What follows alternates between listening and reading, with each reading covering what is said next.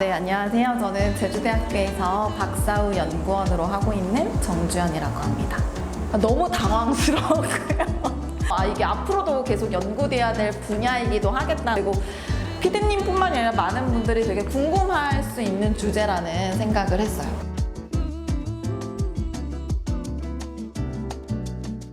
풍수를 생각했던 게 가장 기본적인 관념이었고요. 근데 조선 같은 경우에는 아무래도 유교 관념이 있던 곳이다 보니까는 이제 풍수와 함께 유교가 같이 섞여 있을 수밖에 없었습니다. 그래서 보시면은 궁궐 주변에는 산이 이렇게 둘러 있잖아요. 경복궁 같은 경우에도 이제 뒤쪽에 보시면은 북악산이라든지 인왕산이라든지 낙산이라든지 남산이라든지 이렇게 되어 있는데, 그게 풍수로 보면은 이제 좌청룡 우백호라고 해서 이제 왼쪽에 인왕산, 오른쪽에 낙산 이렇게 되어 있고요. 그다음 남주작 북현무라고 해서 이제 남쪽에는 남산이 있고, 흔히 목멱산이라고 불렸던 지금의 남산이 있고, 북쪽에는 이제 북한산이 이렇게 되어 있는 것처럼 일단 산이 둘러싸여 있어야 됐고, 이제 교통을 생각해야 되기 때문에 수운이 될 수 있는 이런 수운교통이 될 수 있어야 됐고, 방어적인 측면으로 봤을 때도 아까 봤던 그 산 같은 게 돼서 그런 거를 또 신경을 안 쓸 수가 없었던 부분이고요.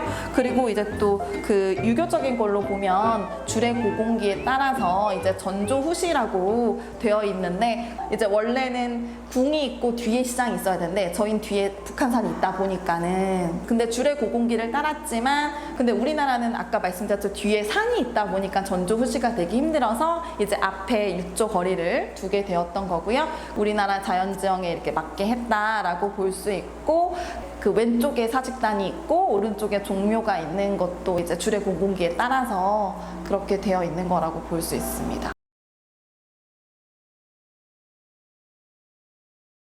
궁 주변에 살고 있던 사람들이 어떤 사람들이었을까요?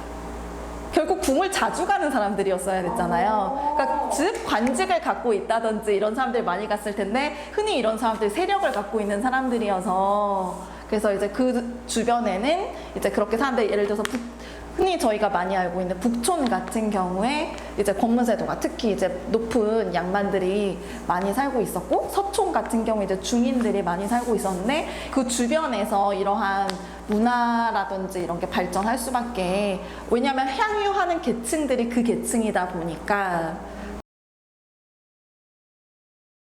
당시에는 뭐 사회적으로나 정치적으로나 경제적으로나 도시계획이 궁을 중심으로 될 수밖에 없다 보니까는 사람들이 당연히 모여들 수밖에 없었고, 네, 인사동은 원래 이제 관인방이라고 해가지고 이제 한성부에 이제 그렇게 되어 있던 곳이었는데, 이제 그 예술적으로 본다면 도화서가 초기에 있던 곳이기도 하다 보니까 도화서 주변으로 이제 붓을 살 수 있는 곳이라든지 종이를 살 수 있는 곳이라든지 그런 곳이 몰려 있는 곳이기도 했습니다.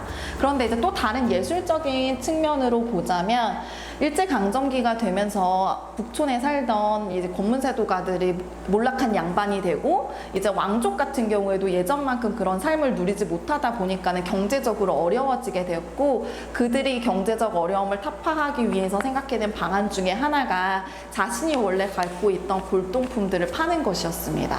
이제 인사동에 와서 팔기 시작을 했고, 결국 이제 일본인들이 사가고 이들이 팔고 이런 게 되었고, 이제 해방 후에는 미군들이 사가고 이런 식으로 이렇게 그 주체와 객체가 변화되다 보니까 결국 그런 고가구라든지 골동품을 파는 곳에 이제 메카가 될 수 있었던 게 그런 이유가 있었고요. 1970년도 이제가 지나면서는 그런 골동품이라든지 이런 거에 관련된 화랑들이 많이 생기게 되었고, 이제 예술가들도 많이 찾는 곳이 되면서 전통 찻집 이런 것들도 되게 많이 생기게 되었는데, 요즘에도 이제 전통과 현대가 많이 결합한 곳이라고 해서 사람들이 많이 찾는 곳으로 변모하게 되었습니다.